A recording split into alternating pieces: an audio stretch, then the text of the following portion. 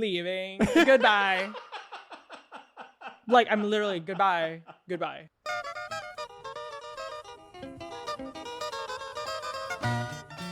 Hello and welcome to Did I Do That? It's a podcast about graphic designers making mistakes, because when it comes to making just about anything, it's all part of the process. I'm Sean Schumacher, and joining me today, a very special guest in his apartment. Yeah, we're here. A designer, art director, and social media powerhouse with an alignment for social good. He's worked with the likes of Wired Magazine, Human Rights Campaign, Morph, Anomaly, YouTube, Carhartt, and Apple TV, among many others. I took so many breaths during that. He's been recognized by the likes of It's Nice That, Forbes, Fast Company, the Webby Awards, the Shorty Awards, and the Design Kit Awards. And he's the only graphic designer in Los Angeles, which is both convenient for me, visiting Los Angeles, and probably pretty inconvenient for Los Angeles, I would have to think. Honestly, good for Los Angeles. It's Andrei Dominiq, who you might know better as James Junk. Hi! Hi! I'm so happy to be here. I would say I'm so happy to have you here, but this is not my space. This is literally your space. Yes. You do all your work here. Which, by the way, let me give you, what do you think of my space? I love your space. You do? You have beautiful light.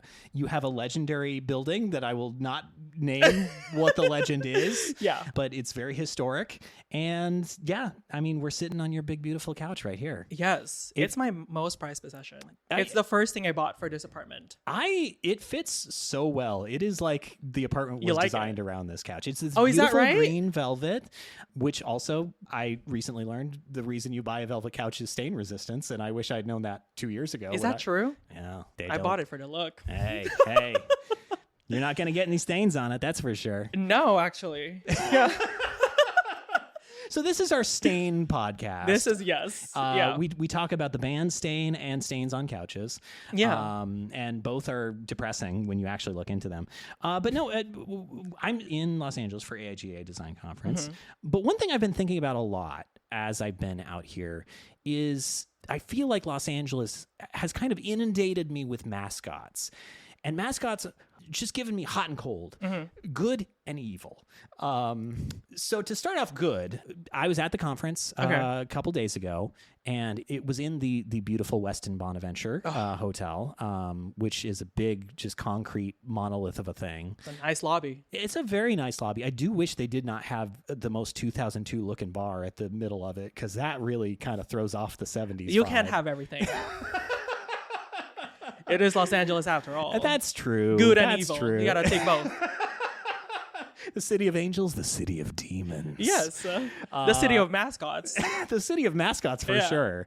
Did you know, though, that the Westin Bonaventure, in fact, has a mascot? No. I did not know this either until this mascot appeared in your room at night. No, well, we'll get to that. But no, this mascot drove out into the middle of the conference lobby in a little car.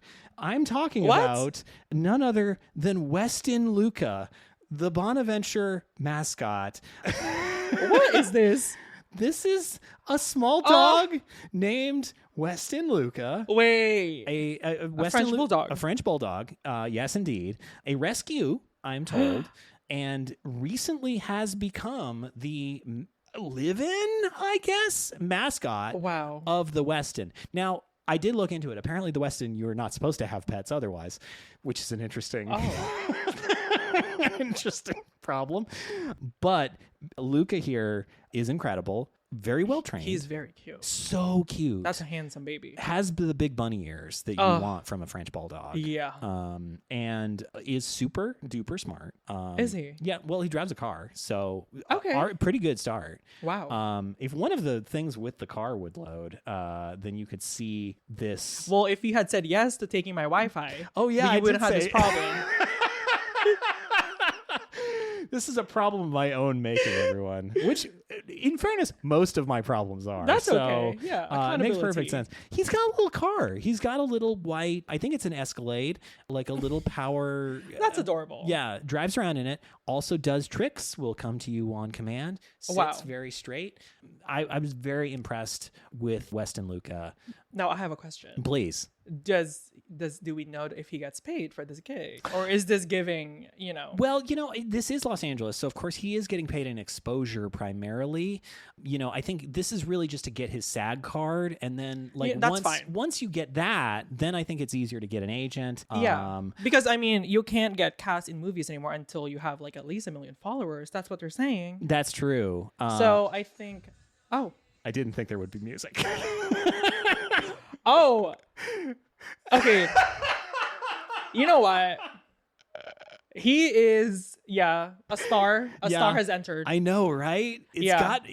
There's something about him that he does have the star energy of this is a dog that should be in commercials. Without even trying. I know. I mean, he's just sitting wow. And I think it's also astonishing to have this realization in the middle of a lobby that's full of people having admittedly foods that dogs shouldn't eat, specifically peanuts and raisins and M&Ms. So just pretty much explicitly things that dogs are not supposed to be around, but very well behaved in the middle of all that. He looks phenomenal. Yeah. It's just there's He's got a tempest around, but just a teapot. I like it. Yeah. Very nice. Very well tempered. Yeah. Here he is just in a nicer car, very fancy car. Oh, behind the registration desk. This is, Oh, damn. I didn't watch this one. He's got multiple cars. Montage. Yeah.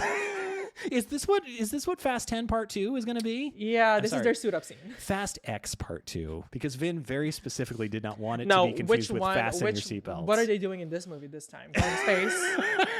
They're going to save the universe from Thanos in this movie. That's what they're going to do. They've already gone to space. Vin Diesel is going to race Galactus. And he is gonna win. That's one thing about that bald man. Yeah, and then of course Weston Luca will portal in, and he's the mascot. That's a stand-up and cheer moment. Yeah, obviously. Yeah. So Weston Luca, I think, is definitely our angel in this scenario. Yes, he's the herald. Now, I can't afford to stay at the Westin Bonaventure because the conference rate was twice what I had budgeted, and even that was quite high. Mm-hmm. Instead, I'm staying at a different hotel, and I'm actually not going to name this hotel. It is a pretty nice hotel for the price point, and it is chock full of these kind of interesting kind of collages. I think they had a local artist that actually generated all these. Oh, that's nice. And I've known artists who've done that. It's a great gig. These collages are all of sort of individuals, and very specific altered portraits. So I got up to my floor, and the first thing that I saw when I walked out of the elevator was this face. Oh. Whatever that is. Okay. So you do see him. You do see. This is not just strictly in my imagination. No, That's good. That's very affirming. So yes, what I'm gonna say is this is real. This appears to be a man. Yeah. With balls for arms. But I don't. Sort of like if you were to simplify Arnold into just basic shapes. Thank you. Just perfectly spherical muscles for arms. Yes. Don't know what this is meant to be. Well, what is it supposed to signal? It's a great question. Now, I've been to other floors. They don't have anything quite this interesting, let's say. Yeah, that's a term. It's not making quite as many.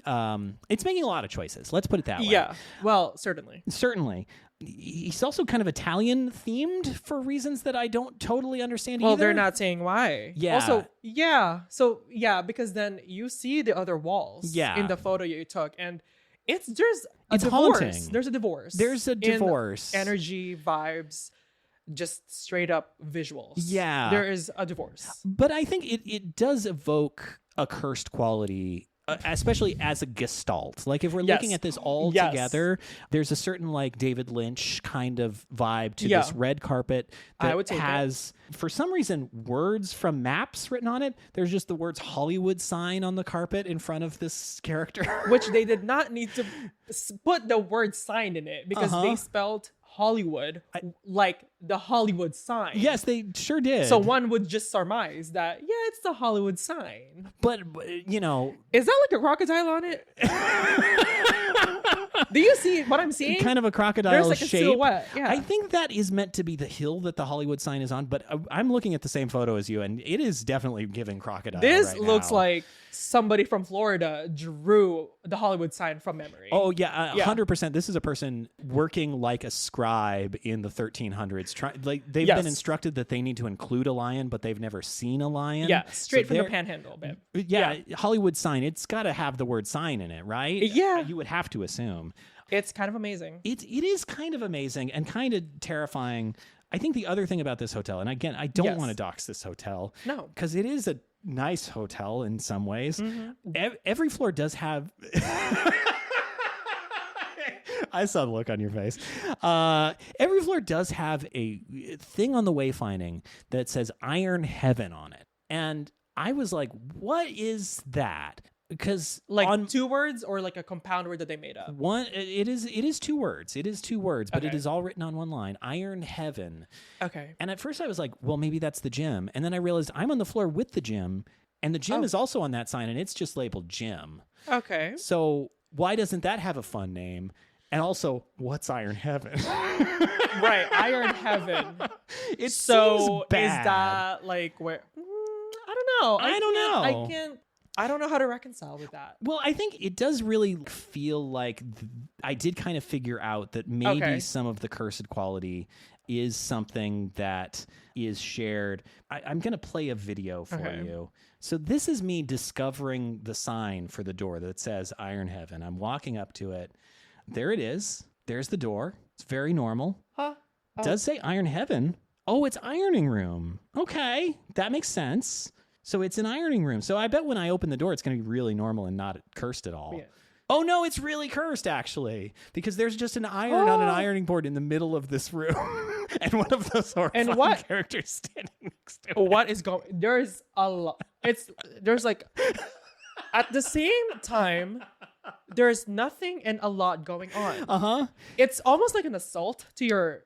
Like, I was going to say eyes, but if I were you and I was in there, I would have been like, okay, we gotta go. Yeah, I think I would turn around. Is it that the lights snap on immediately upon opening the door, or is to it full brightness? Yeah, or just the energy coming from this single ironing board, and is that an iron on top of it? It is an iron on top of it, and well, it's plugged in. So is it hot? That's is a great there water idea. in it? And is it going? Does it have a mind of its own? Is it gonna attack me if I approach it? What's going on? You know, I hadn't really thought about it, but there's nowhere to get Well, water anywhere nearby. So I don't know what happens if this doesn't have water in it. Well, it is a private room, so maybe you're supposed to, I don't know, I guess so. give it liquid yourself. I guess my concern with this room, and I think part of why I brought it up with the cursed energy of sort of the Italian meatball arm man, is I wonder if this is sort of the room that gives him power and strength, and because it is almost exactly behind where that mural is. Yeah. And it does feel like there is some sort of dark ritual that happens in this room. And that is why all the ironing stuff has been trapped here in the center of this ironing board on a table. And I would have to agree, because that's one thing about this city is that there's just shit you can't explain.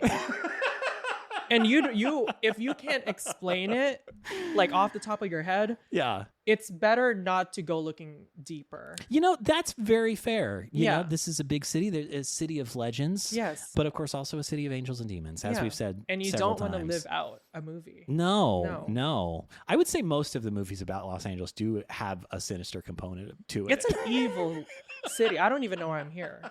Like, honestly. Well, if you left, then there would be no more graphic designers in Los Angeles. I guess I have to hold down the fort. Yeah, but I don't know.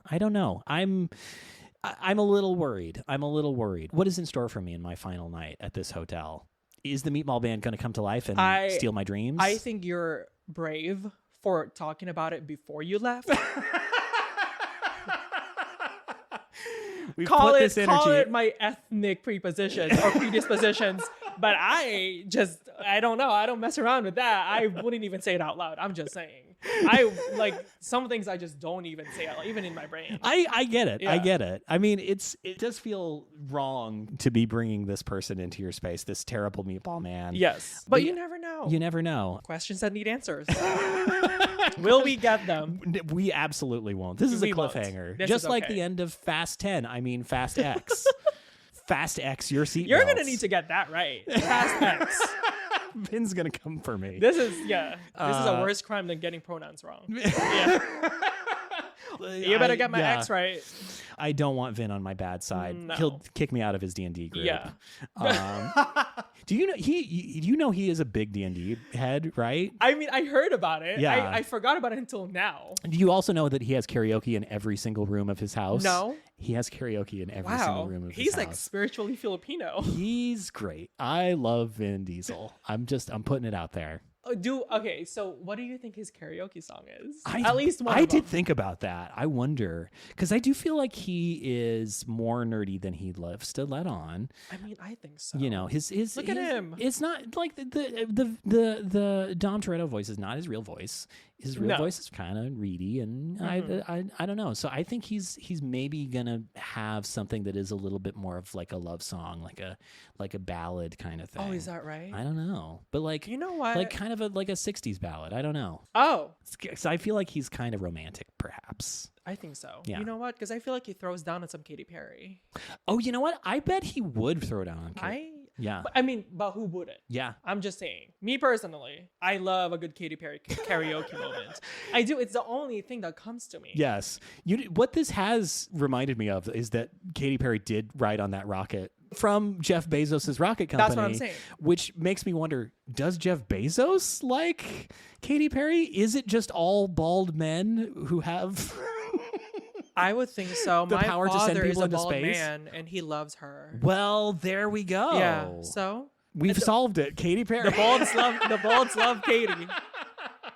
The balds love Katy. And you know what? Can you blame him? I can't. I can't. I'm not even bald, and I'm into it. Yeah. I mean, I don't know about her decisions in life, but No. her decisions in music for a good 10 years there. Very strong. Absolutely. Very strong. I was raised on Katy Perry. That's how I learned my alphabet. Yeah, that's how I learned how to spell California correctly. That's how I learned about aliens. It's everything. That's how I learned about the animal kingdom. She is a maiden at her craft. Exactly. Maven, rather. Well, she's also queen. a maiden. Yeah, I don't know. Either one. Yeah. Whatever the fuck it is. She knows what she's doing. She raised me. I'm gonna She's say riding it. on bubblegum clouds or Absolutely. whatever. Hello. Yeah. Don't we all want to do that? Honestly, I'd do it. I would I'd like do it. to. Maybe it'll get me away from the meatball man. Who knows? Maybe. But you probably didn't come to your own apartment to talk about the meatball man and incredible dog. Well, I didn't have a choice. Honestly, that is true. We had 2 studio cancellations, and it made me feel very insane for a period of about 24 hours. But no, you wanted to talk about kind of how you got to where you are. Yeah. You are somebody who did kind of discover graphic design really at the apex of the pandemic. But I want to back up before that. Like, when you were like growing up, what did you do creatively? Like, what were the things that like were first inspiring you? Yes. So I have always been a creative person. Yeah. I didn't know. I don't know. Call it. I don't Yeah. know, but I never thought growing up that I could have a creative job. I didn't even know what a creative job was. Interesting. Yeah. And that's not hyperbole. So had no one in your family like worked in a creative field or? No. Yeah. No. Everybody was in medicine or in like sales, ABC. Sure. Like anything but creative. Yeah. I was raised in a house. Well, my parents didn't care like whatever we did or wanted to do with our lives. They were just like, we empower you to do what you want to do. Yeah. We don't care what you do as long as it's legal, obviously. And Yeah. as long as you can provide for yourself and as long as you're happy. Yeah. The thing That's is, very open. I it's gotta very say. open, absolutely, especially coming from an Asian household where Yeah. you know stereotypically it's like I don't know, lawyer, doctor, and anything else. Yeah, especially like given that it kind of is what you're surrounded by in the family too. This is true too. You know, which obviously informed how I never thought of creativity or being a creative as a job, Yeah. a livelihood, which was a nice surprise. I think I went into college as a marketing major Yeah. because I was just like, yeah, sure. It felt more like a job than yeah. Yeah. I knew I wanted a job after college that would be a job. Yeah. That had something related to my degree, which was marketing. So I was like, did I know what a marketing job was? No. Going like when I spent like enough years in that marketing program, did I feel like I had already learned what I could possibly learn from marketing? Yes. Yeah. Not in an arrogant way, but in just you just know when you've learned everything. It's just like to me, marketing is just manipulation, and it's like there's a certain tangibility to like what the goal is, and some techniques. That kind of is it. Yeah. It's, I will say, I mean, those years that I spent in that marketing program definitely helped. Yeah. In me, building the underpinnings of my creative career now. Yeah. Now I realize that. But so, like, what led you to the marketing side? Because I mean, that also sounds like it's a bit of a like weird pivot from, like, this is true. Yeah. So, admittedly, when I was in high school, I did not know what I wanted to do. Yeah. Truly. I mean, like, what high schooler does this really? This is true, right? And because my parents gave me that talk of like, do whatever you want, I was like, well, I need guidance. I don't know what to do.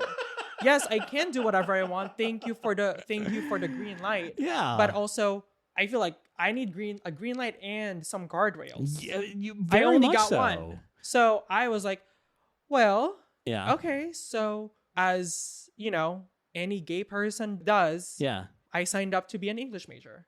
Because what else do you do? What, really? Yes. Wow. Yes. So you're entering college as an English major. Yes. So one thing about me, I don't know how to make up my mind. Yeah. That's what we're going to learn today.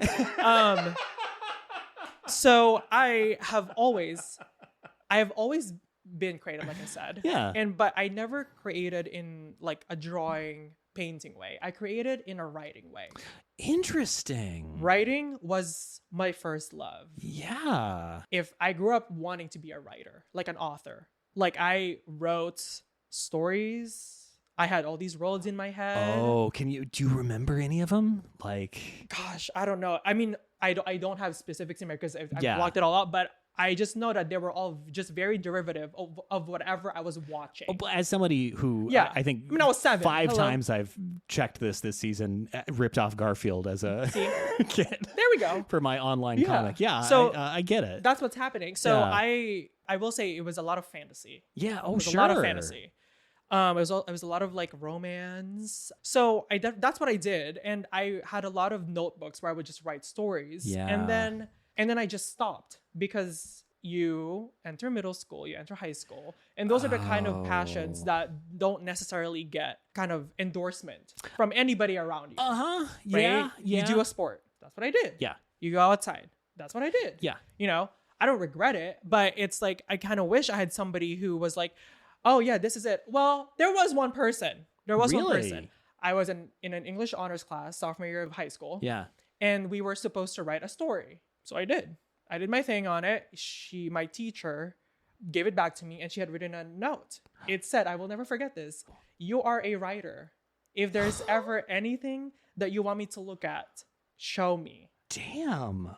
Okay. To me, it was incredibly affirmative. Yeah. One, and I also didn't know what to do with it because I'm a very private person. So it's not like I was writing these stories and showing my parents, oh, read my chapter. Yeah. It was to myself. It was a very private passion. And I wasn't ashamed of it, but it was just, I kept it private. It's personal. Yeah. But this is like also a couple years after you've been like, you stopped doing it regularly. Yes. And so like here you are picking it back up and you're just like, you're going up to 11 to the point that this teacher is like, my God, this actually shook me. Which is insane. Yeah. Right. And it was like 4 pages. It wasn't even like a thing. Yeah. So it was very nice. Again, you're in high school. Yeah. So you think you're too cool for that. Right. So, and you have don't want to do that. Somebody might pay attention to me. Yes, absolutely. I'm not here. I'm hidden in a corner. Yeah. And I wanted to devote my time to other things like hanging out with my friends, doing sports, just everything. Because I had all these other things going on too. So I was like, well, this is where I think I want to go. Yeah. And again, also I was like 16. Who knows what they want to do? I didn't know that. You know what I mean? In hindsight, I would have been like, well, yes, let's go. Let me give you some more. Yeah. Right? No, so I never did anything. So she didn't assign another paper like that No. in the class. It was just, that's it. That's it. Wow. She also never approached me, which is not her fault. Yeah. You know, she must have just read me and was like, okay, yeah, he's not ready or whatever. Oh, yeah, maybe. You know, yeah. like she was a very sensitive person. I admire her a lot. She's great. Yeah. So I just stopped. And I think that was the last time until I started my James Junk account that I got any kind of like flowers, maybe. Yeah. Or doing something creative. That's so wild. Yeah. Because that's a pretty big gap in between those things. Yes, that is like 6 years. Wow. 7. Yeah. Yeah. Maybe. Yeah, 7 years. Yeah. But I just busied myself because then you go to college. Yeah, then you're yeah, doing yeah, this. yeah. So then I did English because I was like, well, whatever. Yeah. You know, maybe it feels tangible and like vaguely creative. I can do it. Yeah. After a semester, I was like, okay, this is boring. They're making us read like old shit. I'm sorry. Well, in high school, you don't have the differentiation of the writing versus No, literature you don't. tracks. It's also like the books we were reading were just like, but now in college, you're an English major. You're gonna get fucked in the ass with these with these like they are tomes. They're not books. They are tomes. Yeah. And you're responsible for them. Yeah. So I just couldn't handle the heat. If that makes sense. Oh no, totally. So I was like, well, actually, I don't need to handle the heat if I don't want to. Yeah. So I left. So I switched to marketing. So just like that's it. You That don't was want to. it. You don't want to deal with this writing No. for these books that you're not interested in reading. Because I don't want to. The thing is, what we were doing is reading. Yeah. I don't want to read. Not only that, why would I read something I don't want to read? Well, and I think that is the hard part about that field is like you in trying to give. I think about this a lot with like introducing folks to new stuff. Is if you make it unpalatable, then it is something that folks might reject in a way You turn off a lot of people. Yeah, like they won't come back of their own volition. And that is so important to be thinking about when you are introducing somebody to something new. It's true. Like, if you're just throwing freshmen, like, here you go, here's War and Here's your Peace. reading list. Yeah. And you don't get to, you know what I mean? It's just odd. So to me, it was like, I'm a very impatient person. I'm working on it. Yeah. But I'm an impatient person. Back then, I was even more impatient than I am now because I didn't know that I was an impatient person. Yeah. So I was just acting maybe flippantly, right? Yeah. So I just like, okay, well, I'm going to go to marketing because that sounds fun. I had a friend who was in marketing. She was having a good all time. I said, well, yes, let's go and get into the same classes. Yeah. So I'm a very social person. So I'm also I don't want to go to a class that I don't know anybody. I'm sorry. I'm bored. Like, yeah, I know a lot of students like there that. has to be something else for me than learning. Yeah. In a classroom environment. I'm sorry. Because that's not what a classroom environment is all about. Should be all about is learning. Yeah. What else can we do here? There's 50 of us here, and all we're doing is sitting here for 45 minutes listening to this man or woman or whatever stalking, proselytizing over something. What? Okay, we're good. I needed something, and it was like when I switched to marketing and started marketing classes. Yeah. I was like, oh, there's something here. I'm snacking. Like, we're good. There's shit. There's shit for me to interact with. Wow. Yeah. So it feels that immediate that like, oh, this is right. And I was like, wow, those English lessons were boring. Yeah. Yeah, they were boring. So I need some sort of stimulation, obviously, as we all do. That kind of stimulation anyway. Because I'm sure a lot of people love the English of it all, which all the power to you. I just don't have that power. We're good. And then as all things happen, I got bored of marketing. So the honeymoon is over and you're moving on. Yeah. Well, the pandemic also hit. Well, that was the other thing. Yeah. There's nothing that is going to sour your experience more than going from a classroom to being trapped in your own room for, a year and a half to 2 years. Yeah. And it's like, well, first of all, actually, before I go down this hole, you must have, you're a professor when that was happening. What was your experience teaching Zoom classes? Oh, well, I'll tell you what, because I don't know what your timeline was, but we had the cool experience of we do 10-week terms at Portland State University. Okay. A great system that has so much to do with modernity and nothing to do with when 19th century harvests used to happen, and Yeah. definitely logic to the choice to continue it. But so we were finishing up our winter term, and we lost the last day of winter term. And then we had 1 week to figure out what our spring term classes would be. No. So a lot of that break was me trying to help folks. Yeah. You were the IT guy. Well, I had been hired, friends, I don't know if you know this, I had been hired in fall of 2019 as assistant professor of graphic design with a specialty in online education, which is not what you want to have in fall of 2019. Not at all. But yeah, so it's been an interesting journey, and I feel good about having helped a lot of folks For sure. figure that out. But also, Thank God it's over. yeah, it was a lot. But yeah, like, so that's a hard bit. Are you like in the middle of a term when this happens? God, So yeah. So that's even worse. We also worked in a term, like a quarter system. Yeah, So again, a great choice. every school year we had 3 quarters. Yeah, this which is was UC nice. Davis, right? Yes. This was nice. And when we were home from school, there was nothing to do. Yeah. There was nothing for me to do. Well, I can't imagine, like, we at least had that week to figure out, well, how does this class work now? Mm-hmm. But like in the middle of a term, there's no time for that. No, there's so zero. what do you and do? Nothing. Yeah. Nothing. You just go. You. It's just like crisis mode where it's like, okay, so like we have an online portal. Yeah. And now we just need to connect all the Zoom links, blah blah blah. And now here's your lecture hall. Here's all this, and they were just trying to digitize what is an IRL class. Yeah. Which is kind of odd, but Yeah. whatever, it happened. Honestly, I don't even remember a lot of it. It's a part of my life that I've blocked out because it was so just like gross. Yeah. But I mean, obviously what came of it is nice. But pretty much your entire career. no, literally, no. Ultimately. It's the truth. Yeah. Because when I started taking design classes, we were in Zoom school. Yeah. So did the major have like design classes that you had to take, or was this So something there that was you're... this like, yes. Yeah. So there was an Adobe class. Okay. And it was like a little like a tools. like a tools class. And Yeah. so we learned Illustrator, Photoshop, and InDesign. I was like, oh, this is kind of nice. The thing with me is that like, unfortunately, I have taste. So I don't live my life just, okay, that's cute enough. Yeah. You know, but I also don't hurt myself making something cute. Yeah. I pick my battles. I think that's Yeah. the best way to do it, Yeah, honestly. Absolutely. Yeah. Yeah. Know when to not and know when to. Exactly. So I was reading, this was 2020. A lot of things were happening, not just within ourselves, but outside in, every sense of the word. Right? Yeah. So in 2020, this was the summer of 2020, things were happening. Yeah. Civil unrest. Yes. People were dying in more ways than one. Oh, yeah. I was like 20 years old. I had to stay at home because my family took it very seriously, obviously, as we all should have. Right. And I was like, I need something to do. Yeah. I need something to do. I can't just, what should I do? Like, I was going through some sort of, like, I'm going to call it a come to Jesus, where I was looking at the world and so many things were happening in the world. I felt kind of listless as to what I could do.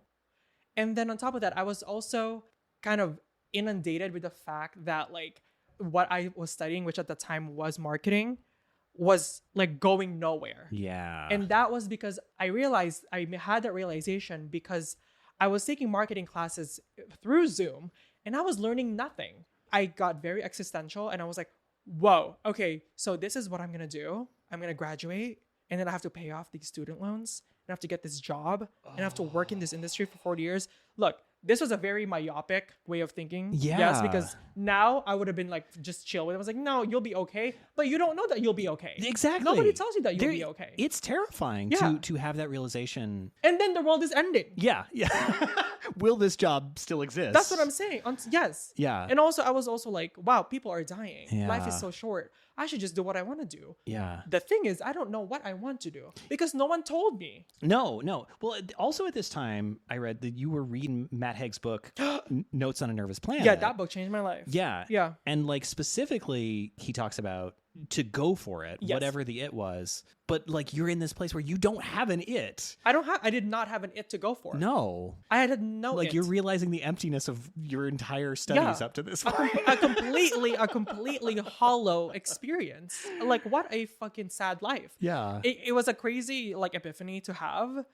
And I was like, wow. Yeah. I'm glad I arrived to it. But no one likes having that realization of like, wow, so I spent all this time, money, all of this, and there's not even going to be a payoff. Yeah. Because I don't even like what I'm doing, actually. I don't even like what I'm doing. I have nothing to live for, right? Yeah. Not in a suicidal way, Well, but but in just like, yeah. what do I do? What do I do after this? Yeah.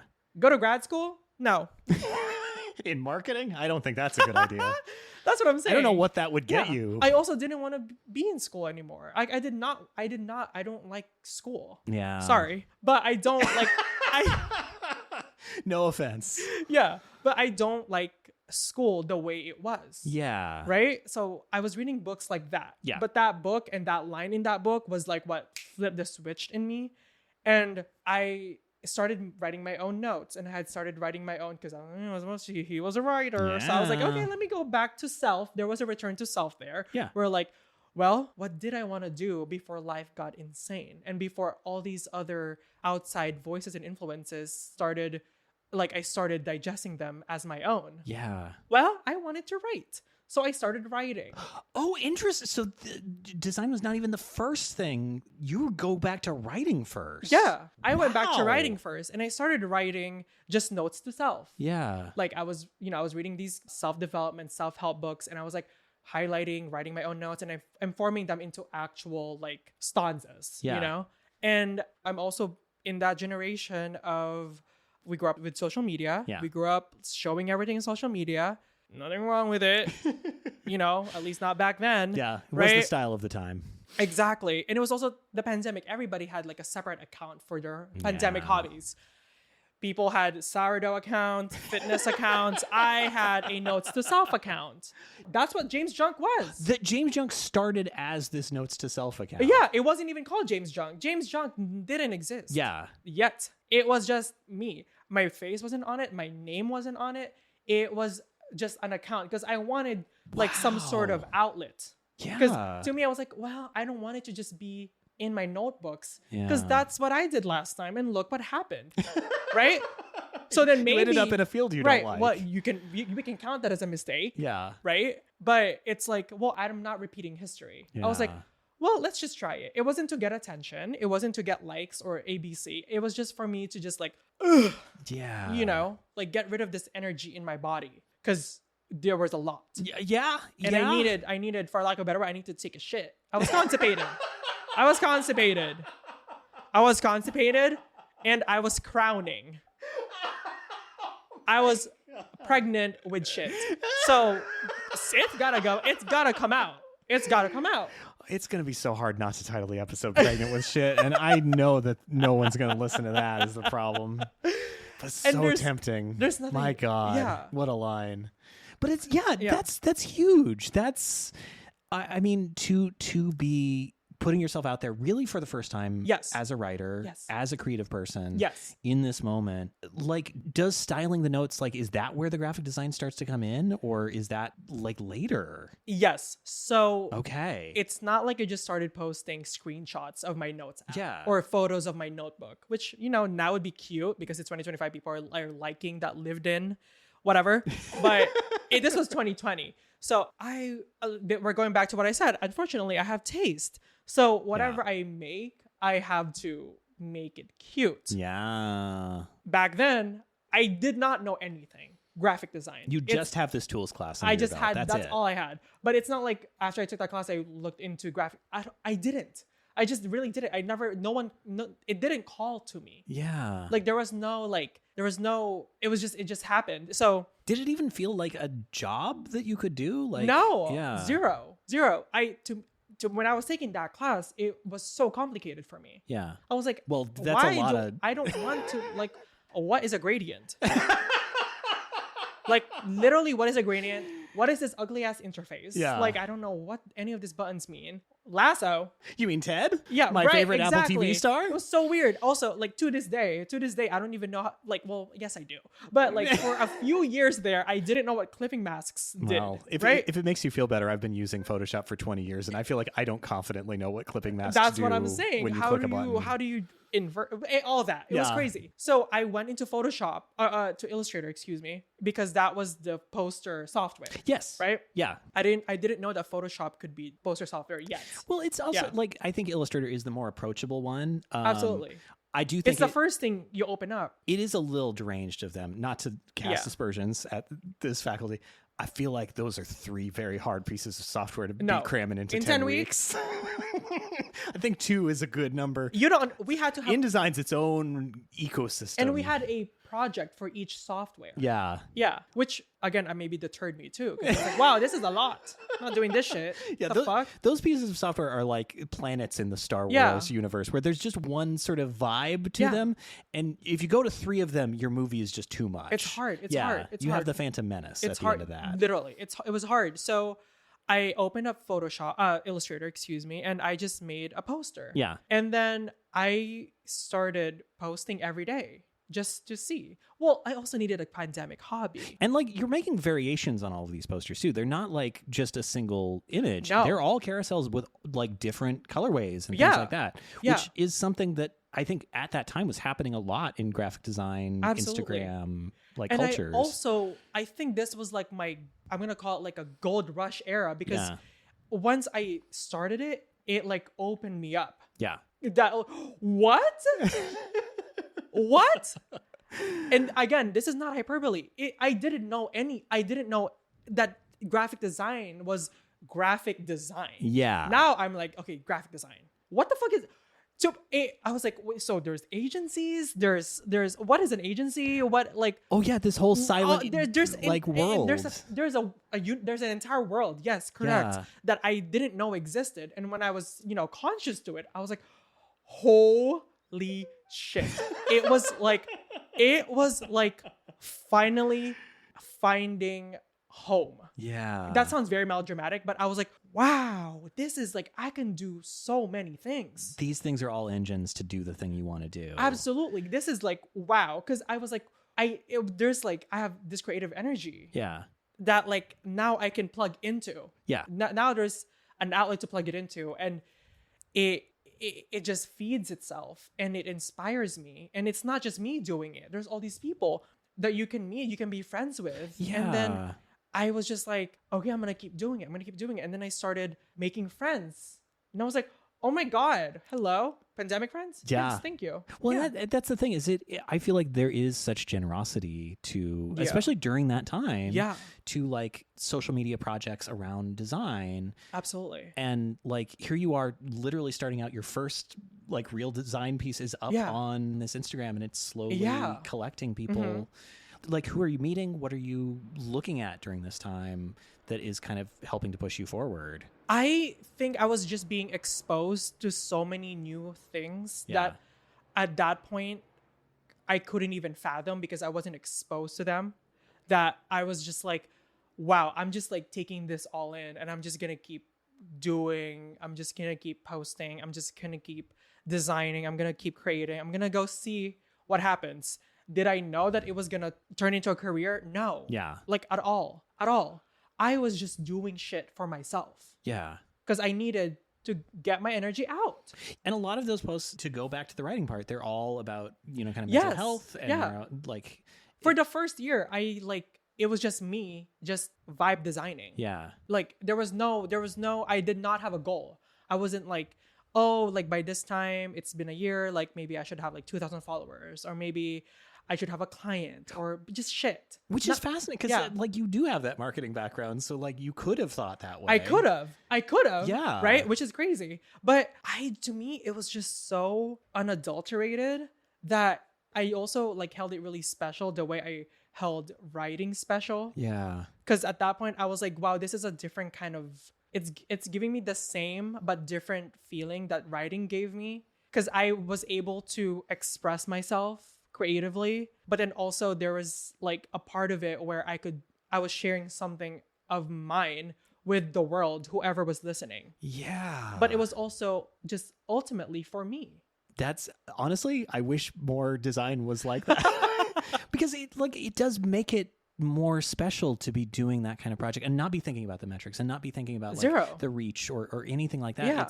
This is just like purely a chance for you to experiment and growth and iterate. Yeah. And also well, find myself as a designer. Yeah. For the first few years, I didn't even call myself a graphic designer. Yeah. Well, I was going to ask, like, at what point do you actually say, like, I am out of marketing. I actually do want to switch majors, because you graduated with a BA in design. Yeah. It was when it was time for the next term. Oh. And I was like, I'm leaving. Goodbye. Like, I'm literally goodbye. Yeah. Goodbye. Like, I was just like, because at that point we were out of the pandemic, right? Sure. 2021. Oh, you're back in person. Yeah. So I was like, I'm not doing shit that I don't want to do. Yeah. And that includes taking marketing classes. I'm not taking an accounting class. Are you kidding me? Are you crazy? No. Yeah. What the fuck do I look like? World finance? Doesn't that sound fun? No, thank you. I would rather like swallow a barbed wire. Like, what? Inch by inch. Oh, but wouldn't covered that in rust. You're selling it. Yeah. That marketing engine is turning back on. It's Now the I want to swallow this barbed wire. Where can I get some? I don't know. I'll have to hook you up. I have a barbed wire now. Don't worry, I got you. I'll give you his info off air. Oh, yeah, beautiful. Thank you. Yeah, I've been searching around. You've been looking for a you don't barbed wire to fly swallow. with it is the thing. Yeah.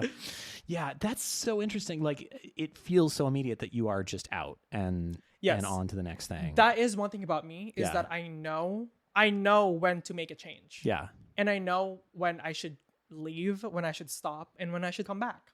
I rarely ever come back because I also don't take the decision of leaving lightly, because I'm somebody who likes to stand in my convictions. And I'm like, well, if I'm leaving, I'm not coming back. Sorry, bye. Yeah. I'm very fair. Yeah. That's a big change, and it's hard to reverse too. Absolutely. Like, yeah, that's the thing that it sometimes is not very conscious when you change majors. Absolutely. Now, did I go back? Yes, I did. Because I was like, it's not easy. Yeah. Also, all this money, all this time. What? Yeah. Am I ever going to graduate? You were 2 Girl, years do you into even your want a marketing degree. That's what I'm saying. To me, it's like, yes, it would be crazy. Yeah. It would be crazy to, quote unquote, throw that marketing time away. Yes, it would be crazy.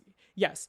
But would it not be crazier not to listen to yourself and listen to what your gut is telling you to do? Better than at the end of 4 years when you're like, that's what I'm saying. What now? That's what I'm saying. And it's like, I think we all know what we want to do. Yeah.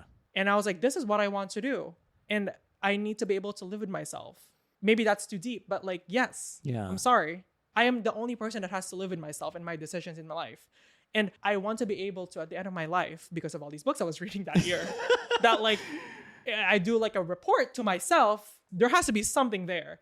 It's got to be at least as thick as those books when I was an English major. Yeah. Oh, absolutely. Absolutely. But it's like, I don't know. I think there is something beautiful about taking that leap. I actually did. So I was looking into that Matt Haig quote specifically, but I did find an interview with him on Goodreads. Wow. Where he talks about, how did you start writing? And starts out in journalism, doesn't feel like that's a good fit.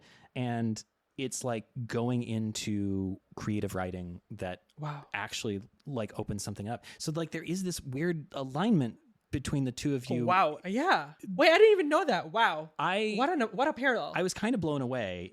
It's interesting to think that is the thing that sets this off. So you're actually getting into graphic design classes now. Yeah. As you're doing this project, and somewhere in there also, you know, the James Junk persona is born. Yes. Because at that point, I was in the design program, taking design classes, being exposed to just design.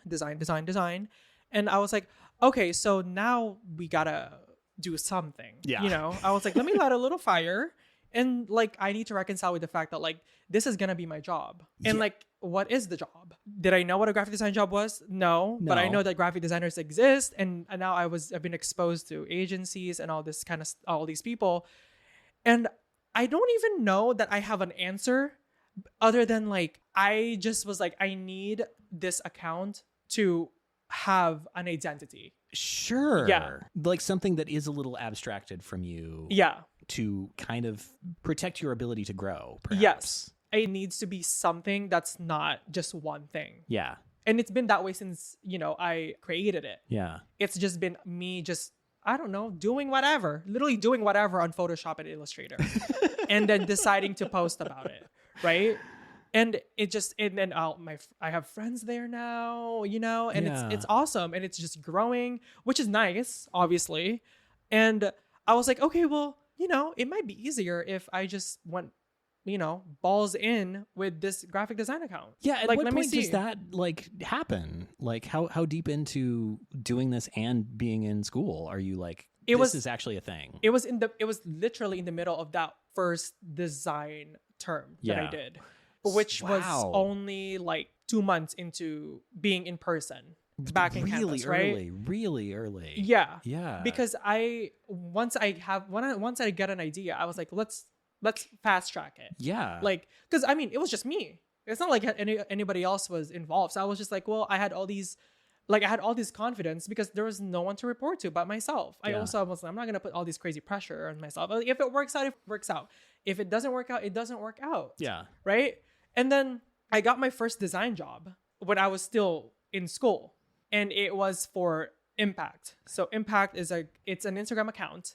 It's at Impact, and it's basically just explainers and gosh, I'm butchering I never know how to describe it because it's I don't want to say it's just an Instagram account, but it is. But it's it's a platform. Yes. I'm sure, I'm going to say maybe people that listen to your podcast would know what it is, or at least adjacent. It's one of those social justice pages. Yeah. Right? And it was one of the first ones that came out of 2020. Yeah. That was just grew.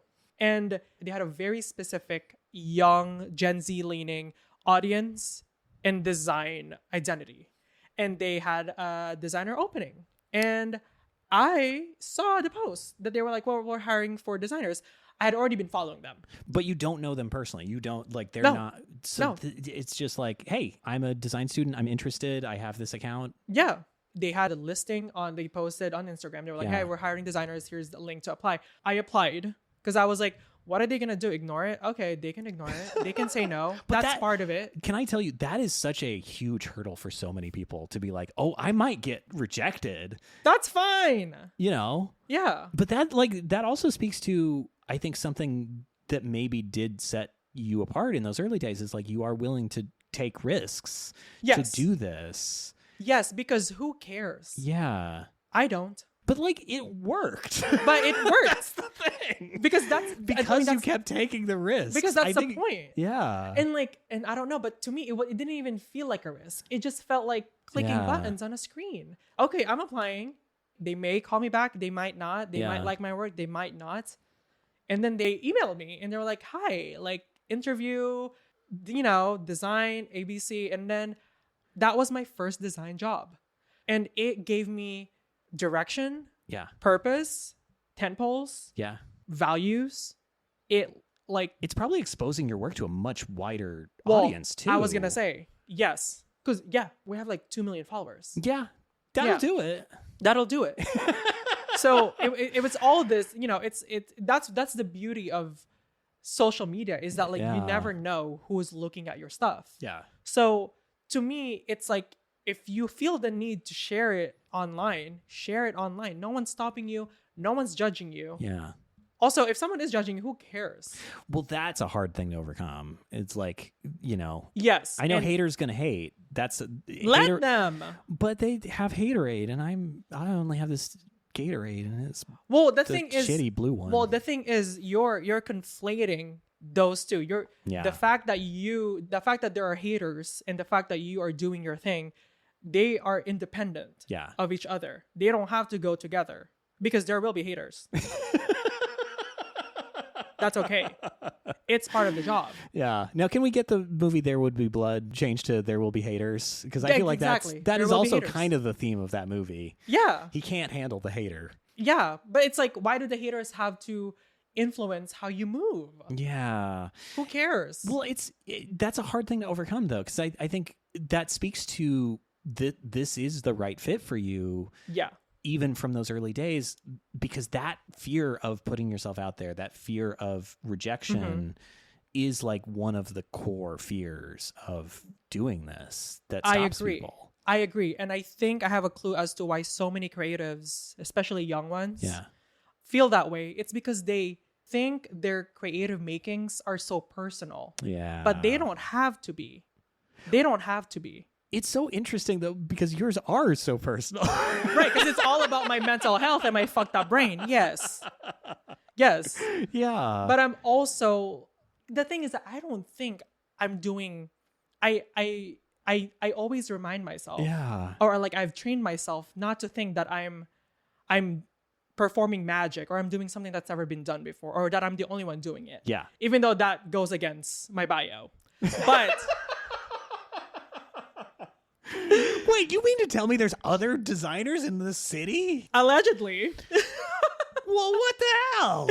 So I think that's what it is. And I think once you have to give that up. Yeah. You have to give that up because first of all, you're so much more liberated as a creator or as a creative when you just don't give a fuck. Truly. Yeah.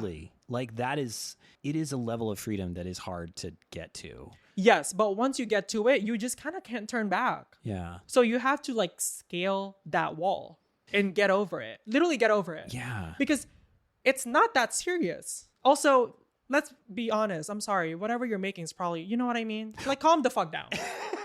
Like you're not God's gift to design.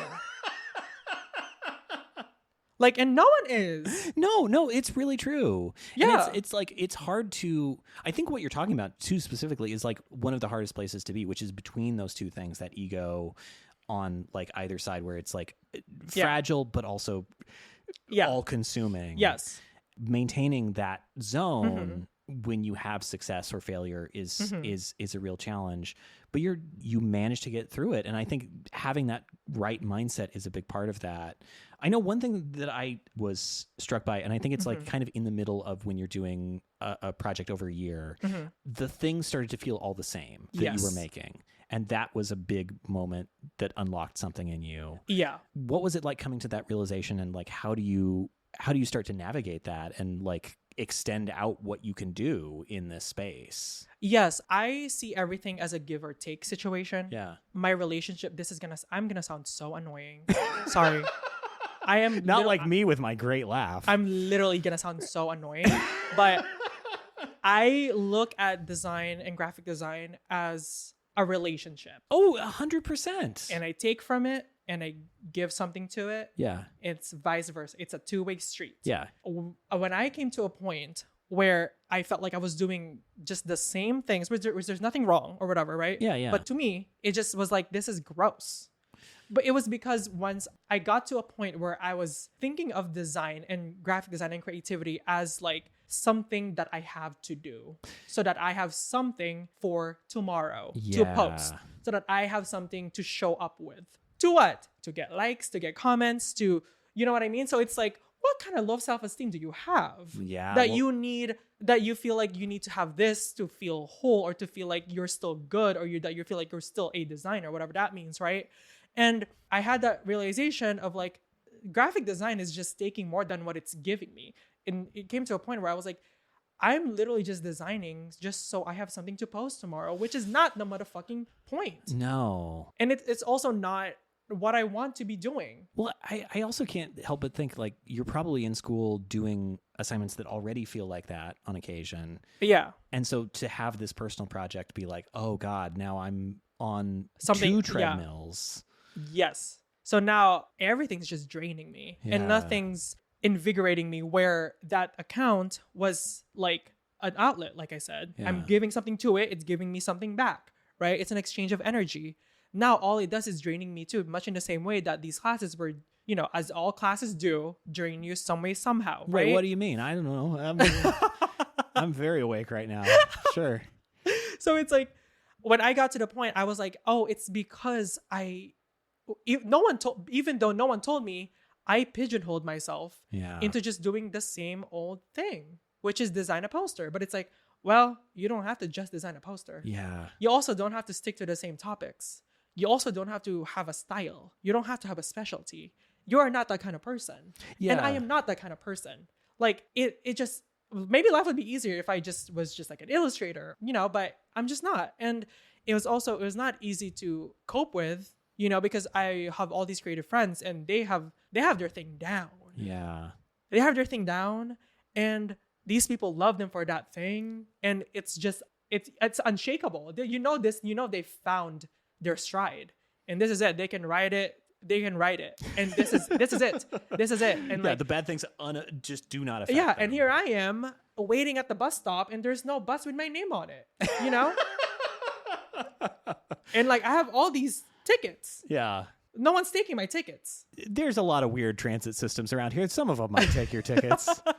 So then that's why I had to come back to myself again. Yeah. And I was like, okay, now you're ruining it for yourself. No, you're literally ruining it for yourself. This is supposed to be good. Yeah. And this is supposed to be easy for you. And you're overcomplicating it because you're putting pressures upon yourself that no one told you to. Yeah, by the way, no one told you. No, and that's the thing. You drew a box around yourself that was just too small. Yes. And you started to feel like, oh, I'm trapped in this box. Why am I in this box? Nobody fucking... If I get out of this box, somebody's going to be mad at me. But no one is. Yeah. First of all, no one even fucking cares.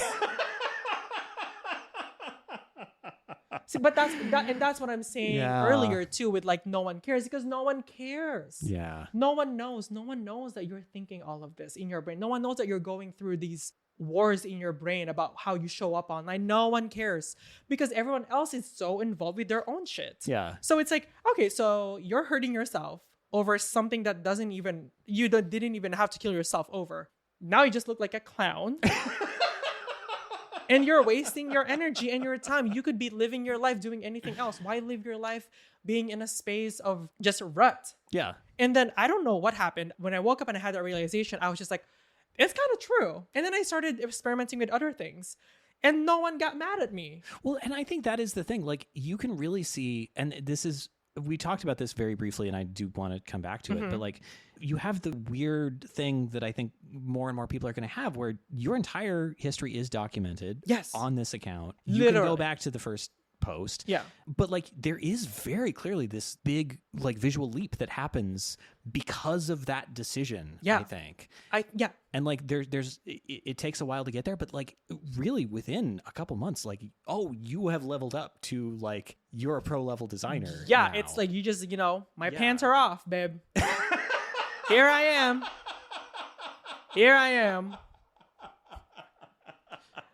I don't know. Take what you like.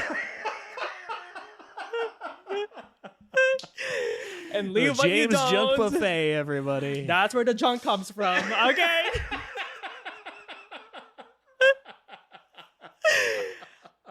I mean, it's the truth, though. It's just if you look at my account and you do a full scroll through, it looks like a repost account almost. And I love it that way. Yeah. Because it's why think inside a box, or why think outside the box when you can just think there is no box? Well, that's the thing. Why? Yeah. Who said that? I think one thing, and this is something that I was really struck by in your work, is that is such a huge thing to unlock. And it somehow got kind of lost in talking about design over the last 15 years. Mm-hmm. When I was coming up in, I don't know, we don't need to say the year. I'm sure you were 6 years old at the time. Yeah. But we were told the graphic designer is invisible. The graphic designer is somebody who is essentially crew on a show. Yeah. They're wearing all black. They're trying not to be seen. And they're the ones who are executing. And so you as a designer have the responsibility to be as nimble as possible and to work in as many different styles as possible and to not have a trademark. Absolutely. And at some point, and I think it was maybe due to social media, we have to specialize. We have to focus in, and you develop this one particular style, be it illustration, be it type, although, less commonly so, and it pigeonholed so many people. And it's getting rid of that frees you. And in a way, you're working more like folks 30 to 40 years ago in this field too, which is fascinating. True. I think it's because also now, because of social media, there's an entire crop of graphic designers who wouldn't be here, including myself, if not for social media. Right. Yeah. And that's the truth. I will say that about myself absolutely. because it's the truth. Well, that's the other thing is like you can't be the invisible graphic designer anymore because Here you are. yeah. Junk and all. They can't see. Yeah. They can't see me though. Yeah. They can only see the meatball man every Right. time they close their eyes. It's true. But like it is. I don't know. It is strange because it is something that got forced on every field to some degree. But like we especially have to be visible now. Yeah. In this age, and like I don't know, but it is interesting that unlocked this in you, and you get to work. Often with older styles, that is something also that starts to come in during this time. Yeah. And like in this older way. I don't know. I think it's fascinating. I think it's like one of those things that just happen. Yeah. And like history will always repeat itself. Oh, like we will 100%. If we're at a peak right now, the valley is coming, Yeah. you know? And you know what? Come here. Let me see it. Here I am. Yeah. Literally here I am. Because, I mean, you can't, it is what it is. I try not to look at things in such like an abstract way, but also not in such a concrete way. Yeah. Because you can't really control anything other than what you and your own fingers do. Well, that's the thing is I feel like you have a very healthy detachment from the work, which is what you need. That might be the thing that I'm most proud of in my career so far is that like I know I have a detachment. Like that is not my life. Yeah. But it's also not just my job. And I'm not belittling it in saying this. Yeah. But I think I work towards this place too, though, of having a healthy detachment from it, because I've fallen into that trap of like I said, I have to just design just to post, which is misguided AF. And I also was like, I have to make these videos so that I can keep growing. I have to get more followers or more people see my work. But then it's just like, ew. Well, that was the other thing, and we were briefly talking about this before the recording. Yeah. Like and I've seen a number of creators doing this recently, like actually posting about like maybe we're at this place with the algorithm where this is not about the work anymore. This is about feeding some beast owned by a giant corporation that increasingly is disinterested with human work. Yeah. You can't glue your creative worth to the numbers on your social media account. Yeah. Well, we don't know that these things are going to continue to exist anywhere into the near future. So like why build your life around just that? Like exactly. Yeah. Tomorrow they could unplug Instagram, period. Yeah. Where are you going to go? Yeah. What are you going to do? I mean, I think who are you going to talk to? I do think a lot about like, and I hate to, I'm sure there are a lot of people who love TikTok. I don't know what TikTok's going to look like in a year. That's what I'm saying. Look at it. No other comment there. It's the truth because remember there was this big shutdown in January and people were crying. Yeah. Creators were crying because it's like, oh, I have a mortgage, blah, blah, blah, blah. Right. I'm not talking about that, but it's just like, that's what I'm saying. You need something else outside of something that literally outside of your control. Yeah. Yeah. We could all get unplugged right now. Yeah. Like this podcast episode might not even go on. Maybe. Right. And it's like, that's why I also think it's important as a designer whose the foundation of their career is social media, you need to put your eggs in other places than social media. Yeah. Like seriously.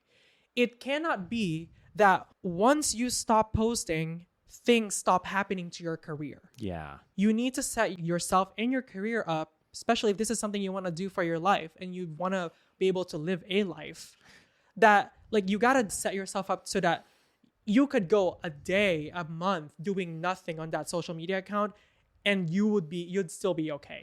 100%. Yeah. Well, it makes me think too of this was some peak 2015 Twitter energy. Okay.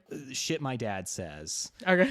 Which did become a show on CBS called Shit My Dad Says, except they couldn't say shit. So I don't remember how they... Things? No, stuff? I think it was like #,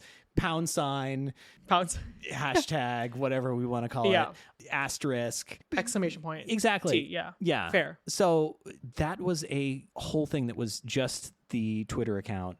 And here we are in the post-Twitter world. Mm-hmm. That's all gone. Yeah.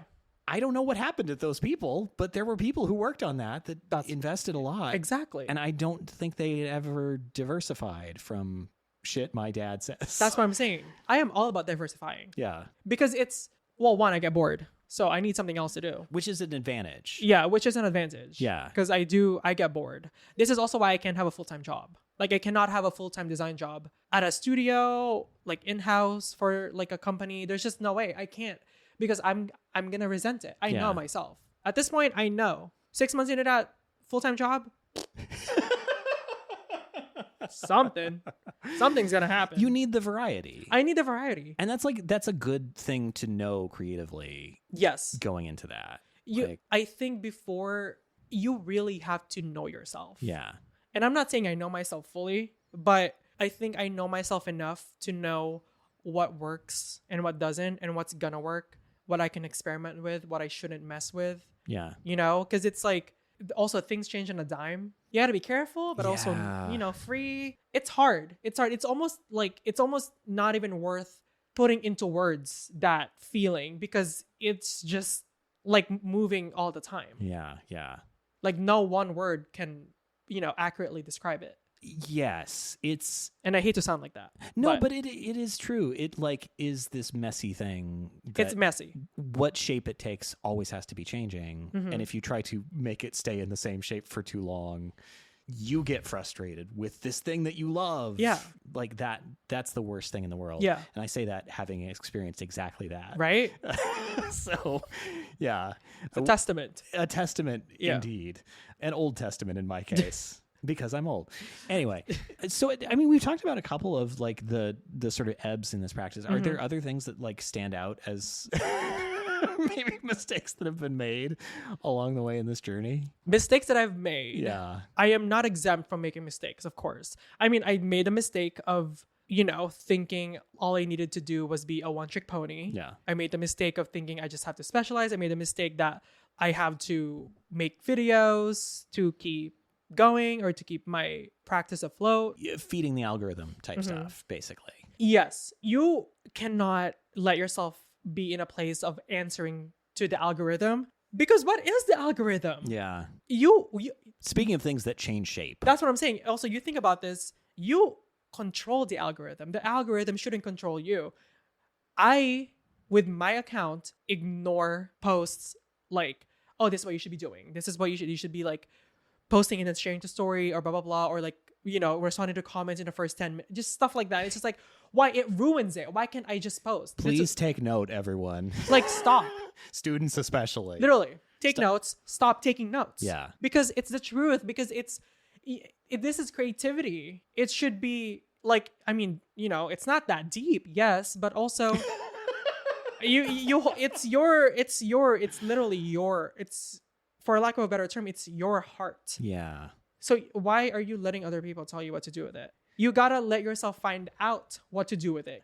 I see so many, and I'm not trying to, you know, other them, but it's like there's so many young designers and that are also creators that are just like, are you happy? Like, are you happy? This is what you're doing. Yeah. And this is all you've done. And you are literally in one lane. As a creative person, this is it. I'm just speaking as somebody who was like that. Yeah. No. Yeah. No. If it was how just do that, you grow? Yeah. How do you experiment? How do you do literally anything? How do you feed that very, very innate craving to make something ugly or to just mess around or to try something and fail at it when you spend all of your time doing what works? Yeah. Because now you've put yourself in a place where you do answer to the algorithm. Well, and I think that's the big lesson is like, I think what this project did for you is like, it gave you this space to iterate and grow. Absolutely. And that's the thing that's most important is like, you need to be making a lot of stuff and some of it stuff you don't like in order to get to the next thing. Because you never know. You never know. You never know. I didn't know that me opening Illustrator up that one day would turn into this. It could have just crashed like it normally does for me. That's what I'm saying. I could have very well been like, this is too much. I don't know how to find fonts. Yeah. I don't know how to change like the kerning. I'm going to quit, you know? But it was just like, you just have to like, it's almost like having this delusional optimism and maybe like an ignorant confidence. I love delusional optimism. Delusional optimism and ignorant confidence. That's what I have. That's beautiful though, because that's almost unstoppable.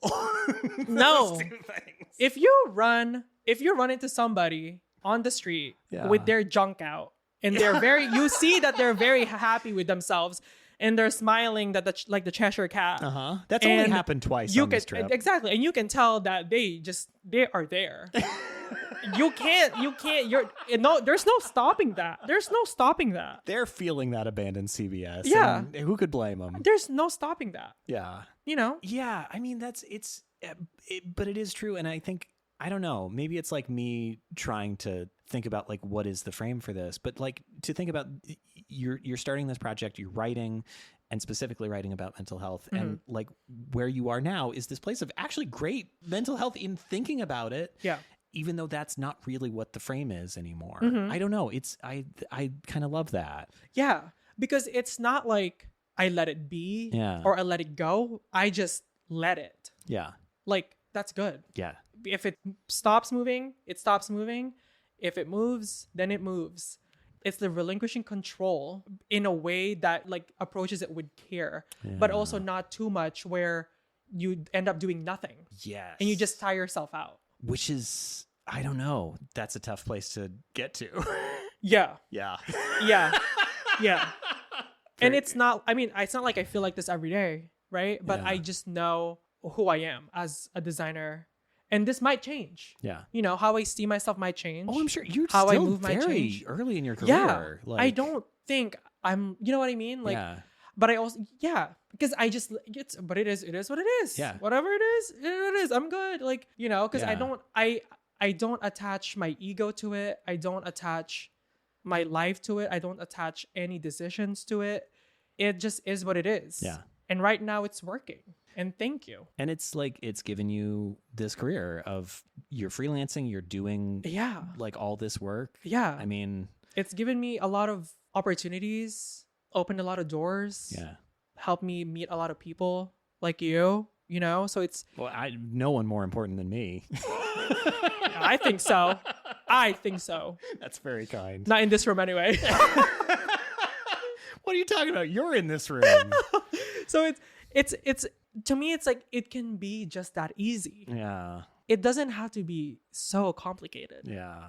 As somebody who has overcomplicated it. Like I said, delusional optimism and ignorant confidence will get you so far. Because who can hate on that? I certainly can't. I can't. All the power to you. More hating on overcomplicating things, which is the thing that I normally do. Yeah. And nothing about the setup that we have right here would suggest otherwise. So, yeah. If you could see it now. Yeah, our sandbags especially. Our sandbags I feel like are really amazing. Impressive. Yeah. Thank God I brought so much luggage for this recording. We wouldn't be able to do anything. Thank you so much. Thank you so much, Andrei. Of course. It almost feels ridiculous to say, well, where can people find you if they want to find more about you? Well, my address is... I live at a historical landmark. You do. There's only 9 or 10 million of those in Los Angeles. I would absolutely. Bet, so yeah, we've got a mascot. You're probably you do. We quite literally have a mascot. You quite literally have a mascot. Yeah. Again, we can't. I can't say, but you know what? It'd be fun. Yeah. I'm on Instagram. I guess that's the only place I am. I have a website. Yeah. I have a LinkedIn that I don't update. You have a Substack. I have a Substack that I have put to bed. Yeah. But honestly, I'm feeling the itch to revive her. Yeah. We will see. You got that writing edge still. I've got that writing edge. I turned it into a video series this summer. But now it's like, maybe we can do both. Yeah. We will see. I love it. But now I am where I am. This is it. May I someday be that centered. My God. Thank you so much. Of course. Thank you for having me. Well, it's my pleasure to invite you into my space, which yes. This is now. Bad news. Yes. Yeah. You have to for a fact. You have to move to Portland. So I mean, I'd moved to Portland. Yeah. That's where I wanted to move after school. I did not know that. I did. I still have a fantasy of living in the Pacific Northwest. Well, this is the truth. You could make that happen. All you have to do is take a lot of vitamin D and not see the sun for 6 months. And see, that's where it gives me pause. Because I don't know about that. Yeah. Yeah, but I could be somebody who frequents the Pacific Northwest. It's beautiful. Yeah. I think the nature there is miles better. Notch. Top notch. Gorgeous. The nature is like 75% of the reason why I would want to live there. Yeah, it's just gorgeous. It's pretty unparalleled. Yeah. Gotta say. It's amazing. Not to hype up nature too much. I don't want to get in a big ego and. Yeah. You're gonna start a nature podcast. Oh my God! Why didn't I do that? That's so much smarter. Why not? You can do anything. I could just be sitting outside talking about a log or something. That would be nice. Just make sure it's recording. Yeah. Yeah, the lack of power. That is an issue. Not unlike that other time. Yeah. Oh, Dogcast. I miss thee. Well, also, hey, thank you all out there so much for listening. If this is your first time here, be sure to subscribe wherever you found the show or visit dididothat.design to find out where you can. If you got a moment, please rate, review, and share this show. Written ratings on Apple Podcasts are especially helpful, and telling a friend also extremely helpful, just wherever they happen to be. On the bus, maybe. Why not? There's so many buses in this city, and none of them interact in ways that make any sense at all to me. But I don't know.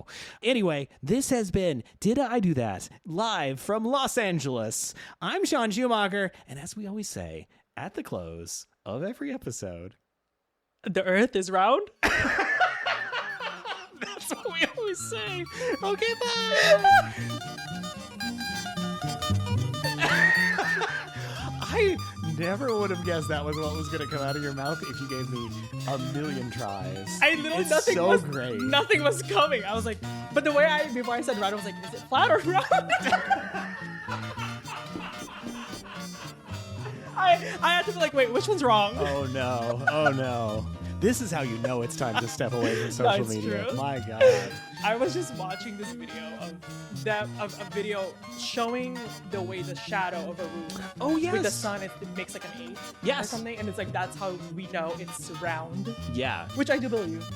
This is a round Earth podcast. Yes, Unfortunately, one of the few. Check back later. Oh, podcasting, get your shit together. Yeah, okay.